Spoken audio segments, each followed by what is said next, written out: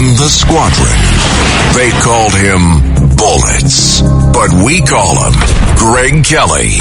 Greg Kelly is on the air on the Red Apple Podcast Network. Do you remember, as I do, the wild statements from President Trump in 2014, 15, 16, 17, and beyond about that wall and Mexico paying for it? Oh my gosh, what a crazy idea, right? That's the craziest thing we ever heard, right? 1-5. We'll build a wall. Don't worry. We will build. I promise. We're building the wall, and Mexico will pay for the wall. Mexico will pay for the wall. We're building a wall, and it's going to be a great wall, okay? And by the way, Mexico will pay for it. And we will build a wall, by the way, and Mexico will pay for the wall. They will pay for it. So we're going to build a wall. They're going to pay for the wall. Who is going to pay for the wall? 100%. They don't know it yet, but they're going to pay.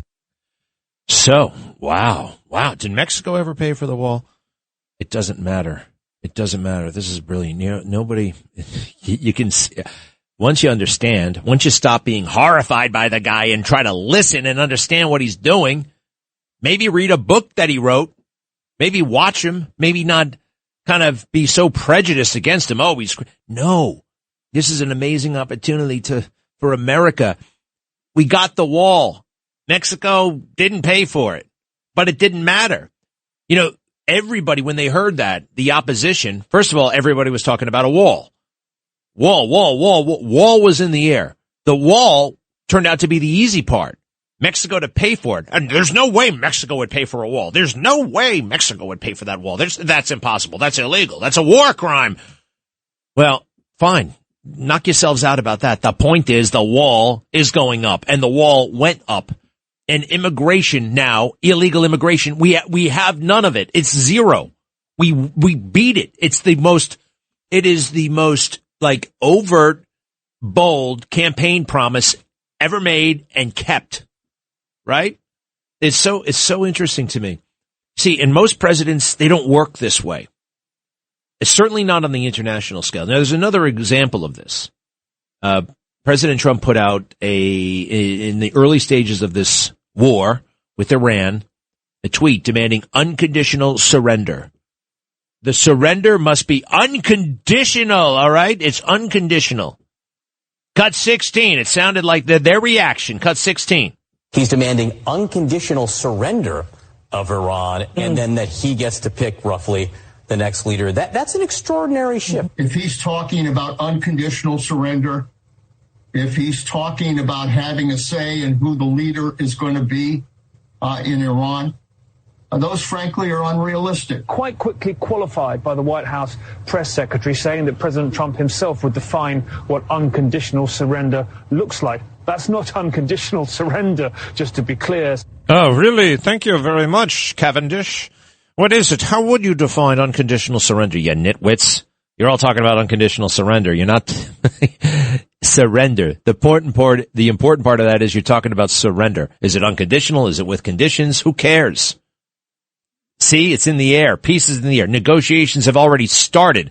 I want to hear General Petraeus. He's a little iffy these days, but I want to hear what he has to say about this. Go ahead and pump up the volume. This is live. Lebanon and try to protect its proxy there, Hezbollah, to the extent that it can. So that's a challenge for the Gulf states and for the United States. So President Trump yesterday suggested to another news organization that maybe there's some sort of joint administration of the Strait of Hormuz between the United States and Iran. I mean, that might be a way to put a chokehold on Iran and prevent it from ever doing what it did over the last few weeks. But why, if you wanted to keep this, as you point out, an international waterway governed by international law, even though it falls within the territorial waters of both Iran and Oman, why would you ever give Iran even the slightest hand in administering that body of water?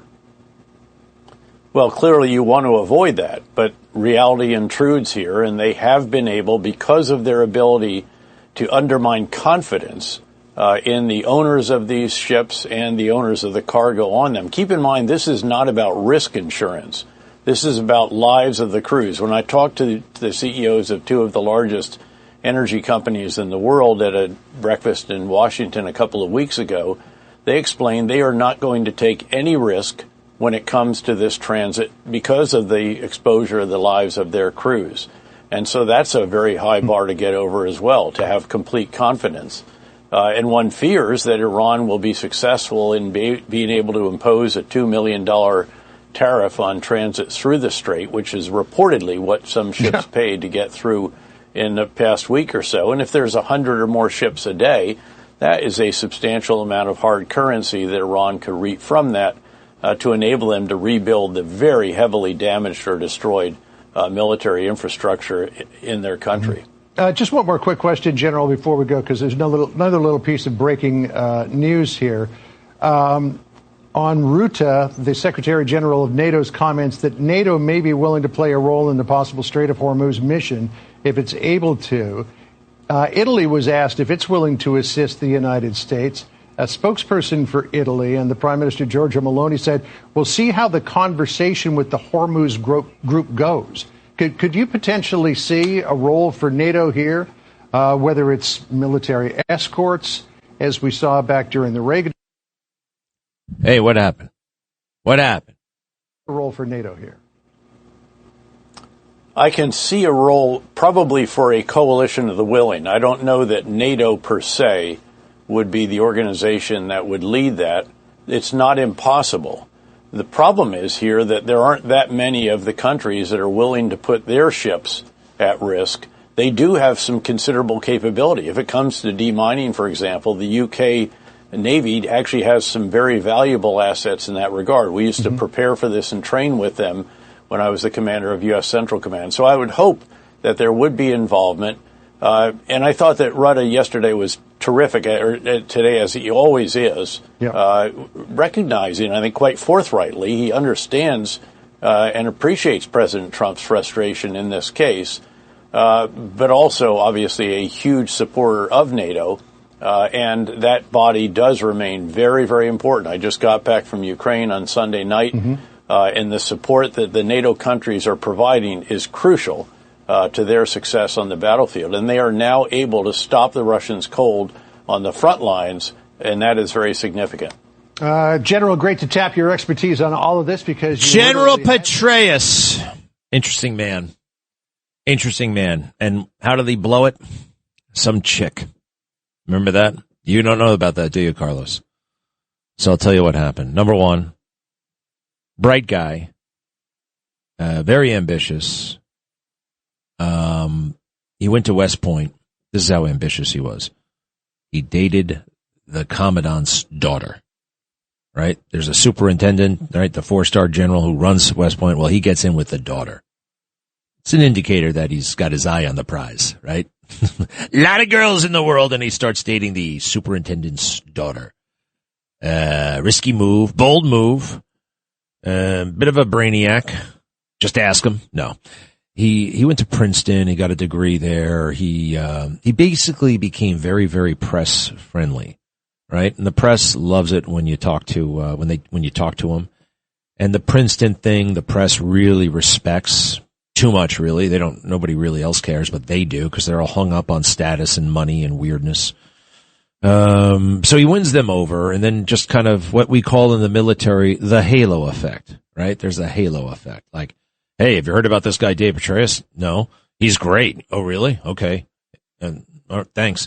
And then you meet him. Oh, what'd you think of him? Oh, Dave Petraeus? It was great. Yeah, right? You see what I mean? Oh, yeah. Totally great. I mean, he's pretty good. He's good. He's smart. He did one thing that I thought was very smart with the anyway, look, he's a bit of a media hound. All right. That's it. He's smart. He's not bad, but I don't know. I think he got a little bit too much credit along the way. Obama made him the Central Intelligence Agency director.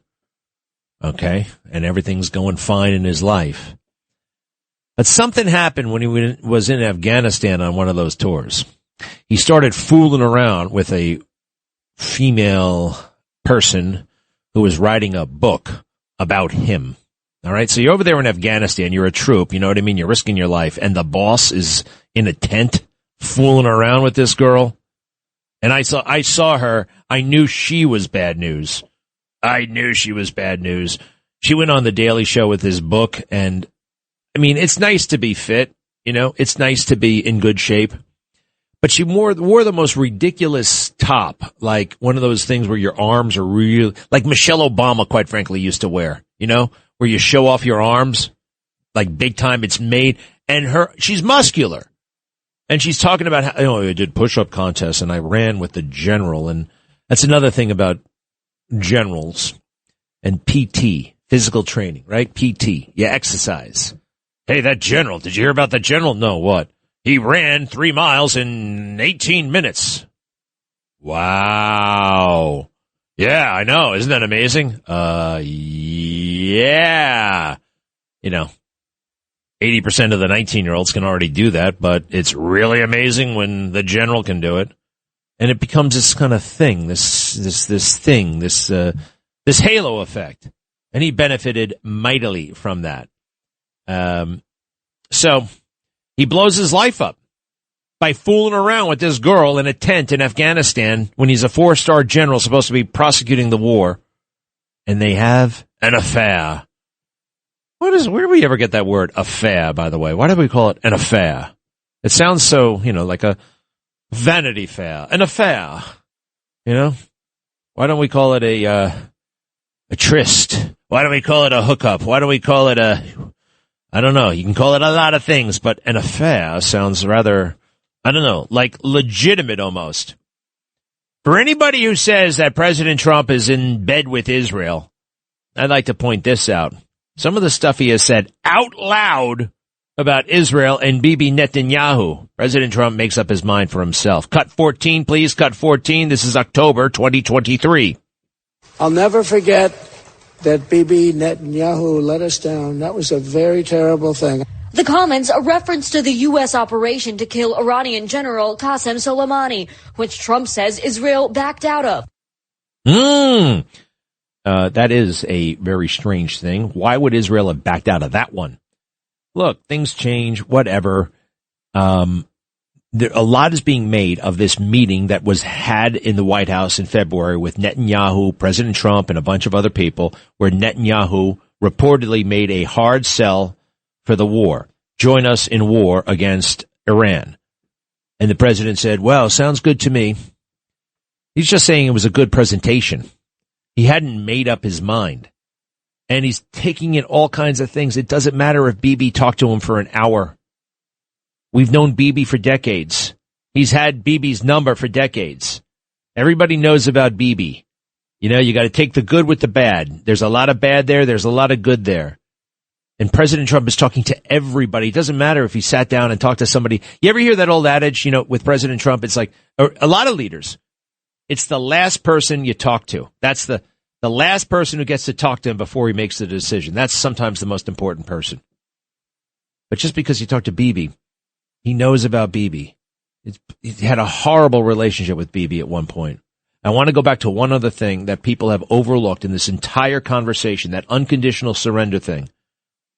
And we will build a wall, and Mexico will pay for the wall. This is not how presidents talk. And why? Because presidents are always kind of hedging. They always have to hedge. The swamp takes over. No, Mr. President, you know, we don't want you to make any pledge or any aspiration. No, don't say that, because, you know, we want to make sure that that's achievable before we say it. We want to make sure you have deliverables. So they're always downplaying expectations. That's the opposite of President Trump. You upplay, you oversell, and then you get something pretty good. I mean, the wall thing is a great example of this. One more time. Cut 15.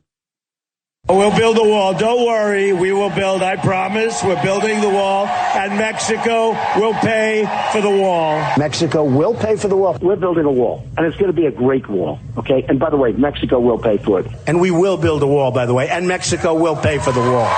They will pay for it. So we're going to build a wall. They're going to pay for the wall. Who is going to pay for the wall? 100%. They don't know it yet, but they're going to pay. Conventional politicians would never say that. Like, oh, that sounds impossible. And maybe it is impossible, right? Mexico to pay for the wall. And what will it look like if Mexico doesn't wind up paying for the wall? Oh, my God. But the important part is we get the wall. You ask for the moon. You ask for the stars. You settle for the moon. Something along those lines. And no person understands that who's in politics. Nobody. I was looking at these pathetic guys. Bush, Clinton, Obama. All they know about is trying to get people to like them around election time. All the other stuff, the stuff that actually matters, they're amateurs. They're complete amateurs. It's amazing. We've seen the light, and I'll be right back. Greg Kelly on the Red Apple Podcast Network. All right, 800-848-9222, 800-848-9222. A draft for all eligible Americans, registration at least. Registering for the draft is not the draft, but it's a big deal. It's a kind of a step, I believe, in the right direction. Maybe not for the reasons you would think, but I can't believe it. Timeout. Ex-NYPD sergeant hauled away in cuffs after he learns fate for fatal NYC cooler throw. One of the darkest days in our profession, law enforcement profession. A former NYPD sergeant learned his fate Thursday for hurling a drink cooler at a scooter-riding drug suspect. Eric Duran, 38 years old, learned his fate after being found guilty of manslaughter in February. Was this up in the Bronx, by the way? Was this a Bronx jury? Had to be. Sure enough, Bronx. Oh, yeah, Bronx. Thanks a lot, Bronx. I'm sorry, but we got a lot of cop haters up there. We got a lot of Trump haters downtown, uptown, all over the place. Bronx, I thought you guys were coming around. Bronx. Remember that big Trump rally? You put a guy in prison for this crap? For trying to save people's lives? Eric Duran, 38 years old. Now, what did he hear? Sentence, Judge Guy Mitchell sentenced Dupree. Let's see here. 3 years in state prison. 3 to 8 years he's getting. 3 to 8 years. That's not fair. That is not fair whatsoever. I don't like this one bit. I wasn't only Sergeant Duran, a great cop who was on trial. Every law enforcement officer who makes a split-second decision in the performance of their duties to protect the public was also on trial.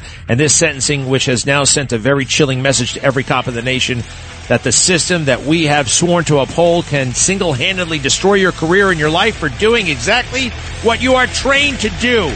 We are with you. We're going to figure this one out. We got to get this guy out of jail now.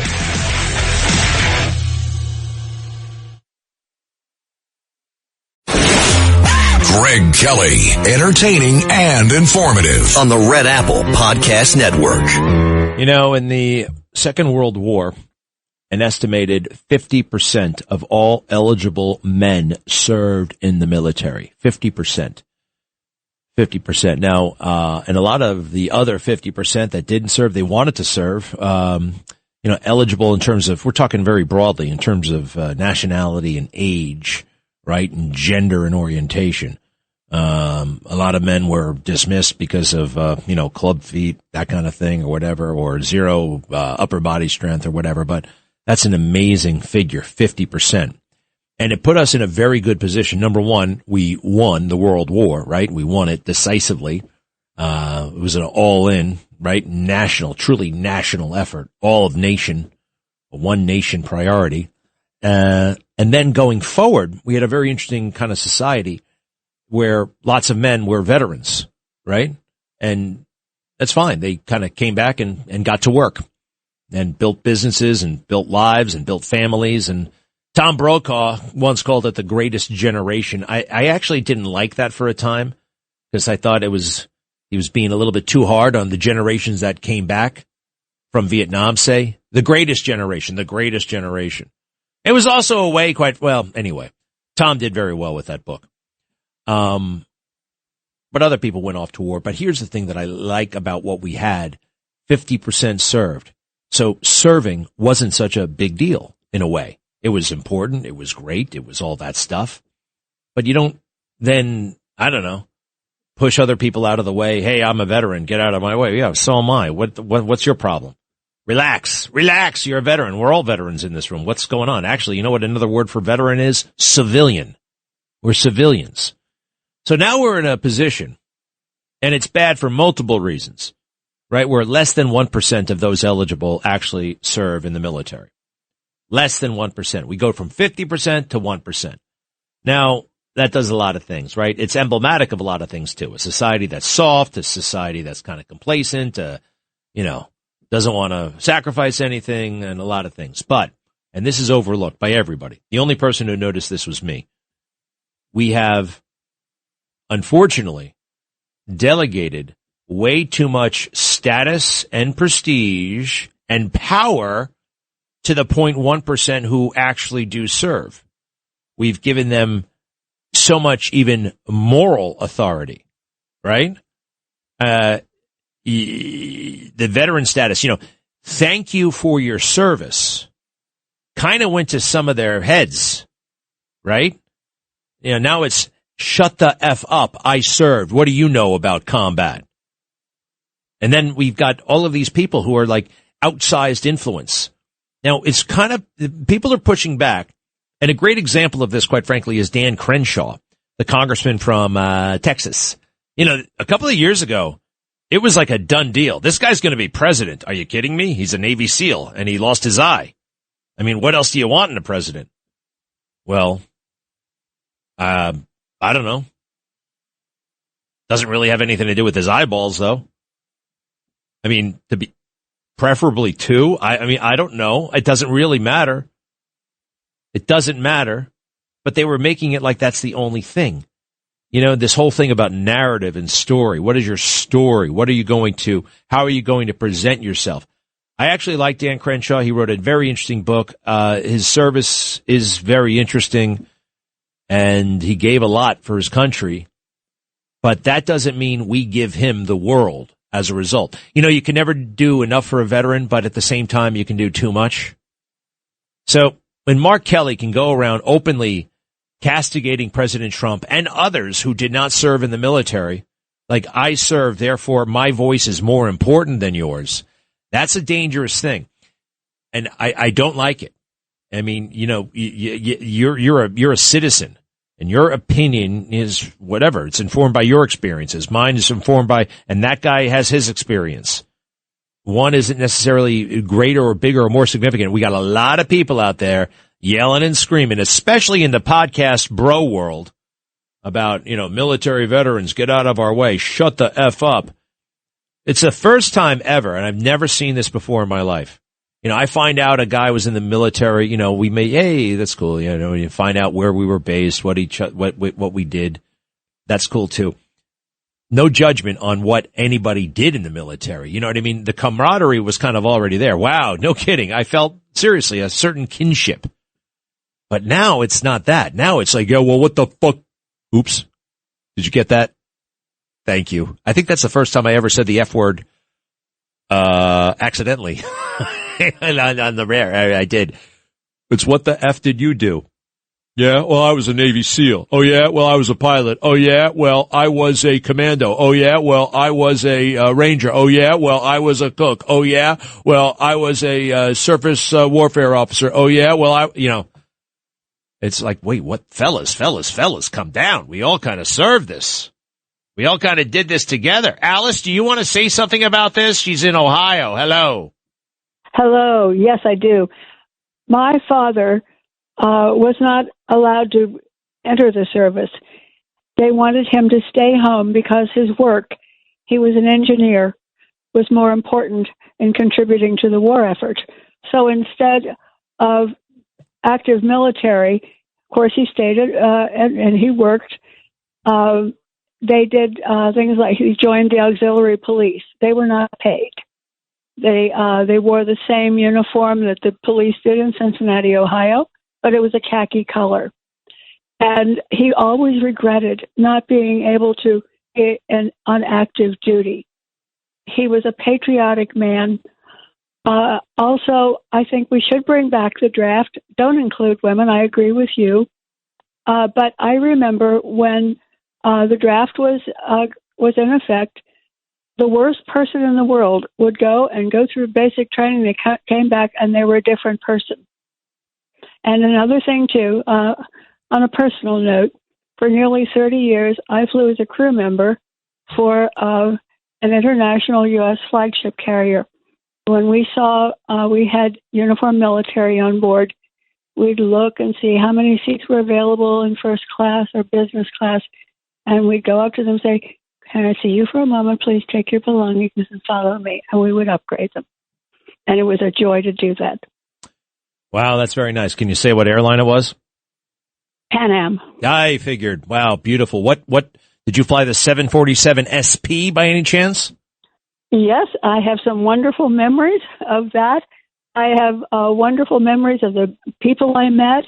I remember Bob Hope entertained us in the bubble all the way from Paris to JFK.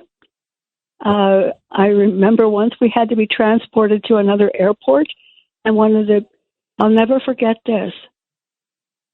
When I boarded New York Airways, you remember old New York Airways? Yeah, the helicopter airway, right? Yes, yeah. Yes, and the captain said, "Alice, sit over," and told me where to sit. We flew eye to eye to the Statue of Liberty. I will never forget that. It was a few seconds, but we were eye to eye, and what an honor! Huh. And this country is so important. I'm behind President Trump. We don't know everything he knows. I trust him. He's a man. He's his own man, and he's his own man. He's genuine. He's not a politician. He speaks his mind.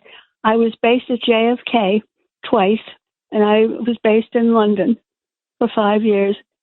And I just, I don't understand what is going on in this country. The women who are supporting Hamas, one thing, if they support Hamas and think that they'd be better off with Hamas, they wouldn't be able to own property. They would be property. Wow. How about that one? You're right. Alice. And you know something? Yes. What? Tell me more. The only foreign country I was ever in where I felt like I was in a foreign country was Morocco. So interesting you say that. I've been there. Now, just finish that thought, because I have something to say about that. Keep going. What happened to you in Morocco? Well, it's just the atmosphere. It's the atmosphere. And the Casbah is a fort, and you're not going to see Rick's Cafe. There is an atmosphere there. It's thick. It's dangerous, right? It's dangerous. Yes, it is. And it's spooky. It's so interesting you say that. Now, listen, the same thing happened to me in Tangier, Morocco. I have never been afraid for my life on a street, like outside of war, like I was in Tangier. I had the sense that I was going to be stabbed. Somebody tried to mug me there. It was in the air. You're right. Now, I know there's some nice Moroccan people out there and whatever, but that's where I had that feeling. Well, Alice, you're amazing. Listen, one thing though, I guess your dad's no longer with us. I wish he had not beaten himself up or given himself a hard time for not having served, because we did need engineers. They were incredibly important to the war effort. And auxiliary police, and people had to stay home. But that effort was heroic in its own sense, and also even more so because he paid a price. He paid the price of that ego situation that he had. That's almost like a casualty of war. You're amazing. You remind me of our beloved Barbara. Alice, would you stay on the line for a second? Uh-oh. Yes, I will. Okay. Don't worry. Everything's fine. All right. Okay. You stay right there. All right. And, yeah.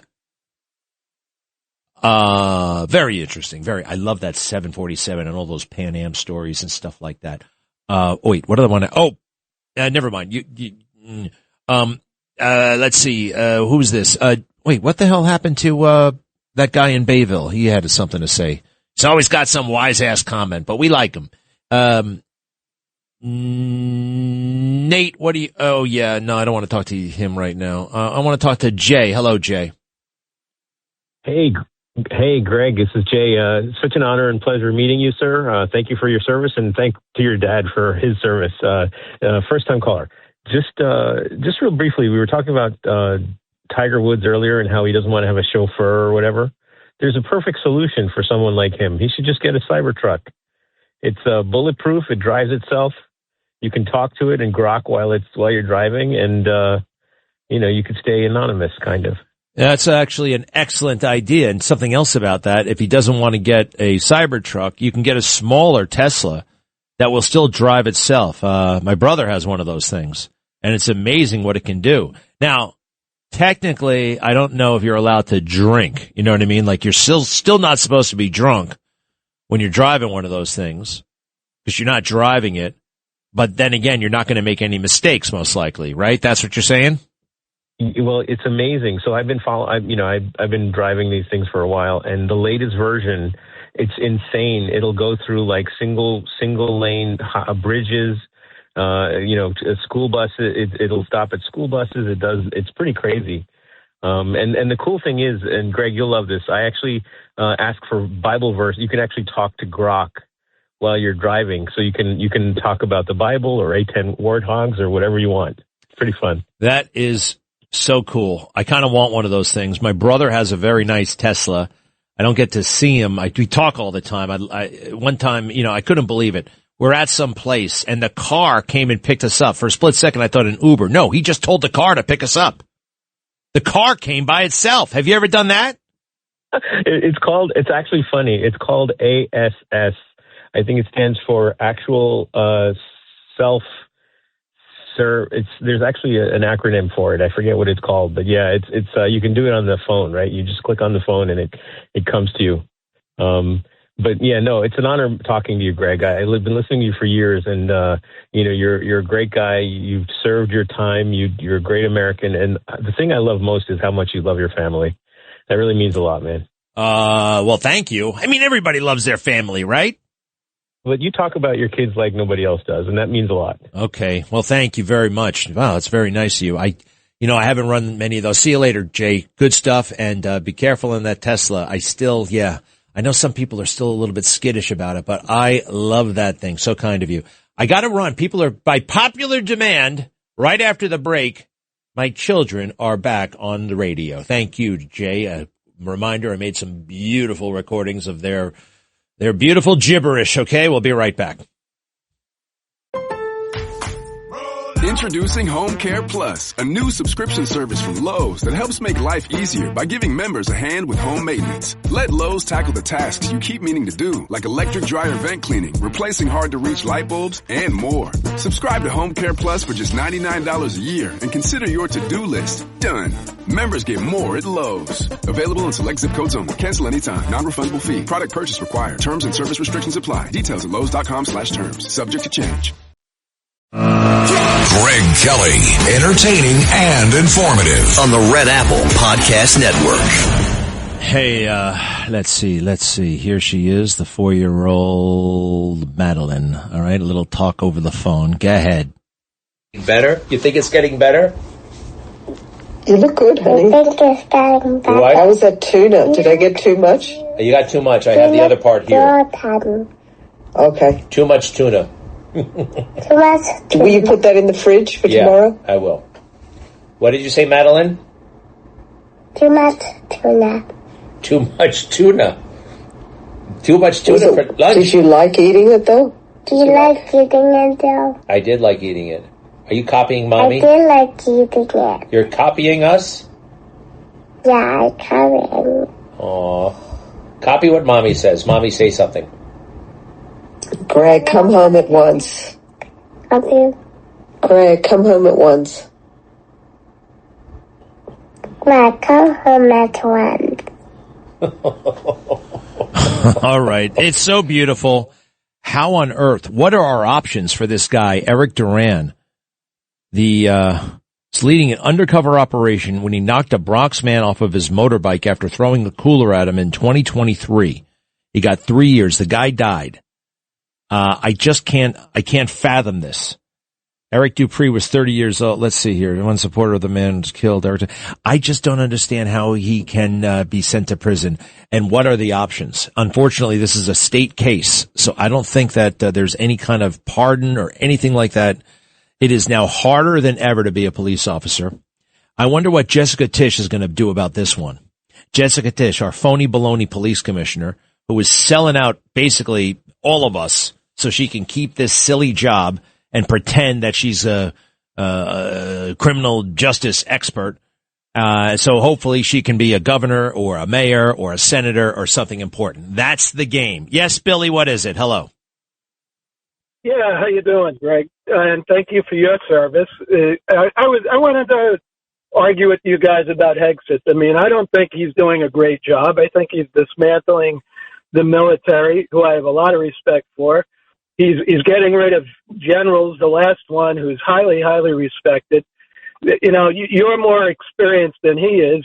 You should be the Secretary of Defense before he is. No, it's preposterous. Look, I'm not going to be the Secretary of Defense. I wouldn't want to be the Secretary of Defense because I'm not qualified to be the Secretary of Defense. Those issues don't interest me.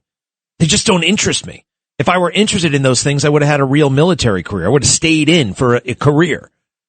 And actually, I would say if Hegseth were as interested as he purports to be, he might have tried to make a career out of it. He dabbles in it. He dabbled in it in the National Guard. Look, he's got the job. I don't think he should have the job. I am surprised that, I think he's got these email lists. I get these calls. Oh my God, why are you going against Hegseth?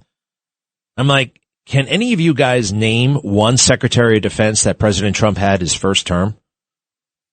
And the answer is almost invariably no. They can't think of anybody. So, I think Hegseth is way in over his head, Billy. I think you know that. And I do know that, and it troubles me because I don't want to see our country lose good generals who are highly qualified because of this one man and his paranoia about losing his job, and at the expense of. No, keep going. I'm listening. No, it just scares me a little bit. I think of all the positions of the cabinet that Trump's chosen, his position particularly scares me the most because that should be held by a really qualified person, a highly qualified general with experience, and not someone of his caliber. Well, you don't have to be a general. You don't have to be a general to be the Secretary of Defense. I'm not saying that. You don't even have to have been in the military to be the Secretary of Defense. There's a lot of different ways to that office. But look, I agree with you. I think it's all about him. I think he is involved in a power struggle. And what was the other thing I was going to say about that? Not to say that there aren't crummy generals, and there were plenty of them, and it flourished there for a while. C.Q. Brown and Milley. I got to tell you, the two things Hegseth did do that I loved. He fired C.Q. Brown, which was so well deserved. And Milley, he stripped him of all kinds of perks that he was getting. Anyway, Billy, I appreciate it. We're down to 30 seconds. What is it, Nate? Yeah, so I just wanted to offer a correction. The cop that was sentenced to the 9 years, he wasn't sentenced by a Bronx jury. He was actually sentenced by a Bronx judge. I didn't say he was. I didn't say that. I said that the jury found him guilty. A jury found him guilty. Judges do the sentencing. All right. I was going off on the jury. How could a jury come to that conclusion? And how do they come to that conclusion? It's the Bronx. I didn't say the jury sentenced him. You get that? No, he had a bench trial. You go out of your way. You go out of your way to straighten me out on TV. You go out of your way. I provide you with this, that, and the other thing.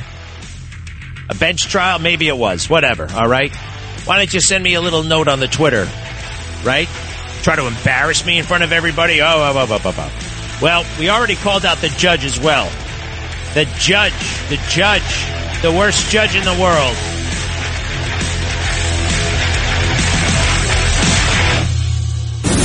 Thanks for listening to The Greg Kelly Show. You can hear The Greg Kelly Show weekdays at 12:15 on 77 WABC. If you like the podcast, share it with your friends and listen anytime at WABCRadio.com and download the WABC Radio app. Hit that subscribe button on all major podcast platforms. Plus, follow WABC on social on Instagram, TikTok, Facebook, and X. See you next time for a new episode so you never have to wonder. What the heck is going on here? Think Verizon is expensive? Think again. Anyone can bring their AT&T or T-Mobile bill to a Verizon store today and we'll give you a better deal. So bring us your bill. Walk in, run in, pogo stick in, teleport if you can. Ride on the back of a rollerblading yak or fly in on the wings of a majestic falcon. Any way you can, bring your AT&T or T-Mobile bill to a Verizon store today, and we'll give you a better deal on the best network. Based on RootMetrics Best Overall Mobile Network Performance, U.S. Second Half 2025. All rights reserved. Must provide very recent postpaid consumer mobile bill in the name of the person redeeming the deal. Additional terms, conditions, and restrictions apply. How many discounts does USAA Auto Insurance offer? Too many to say here.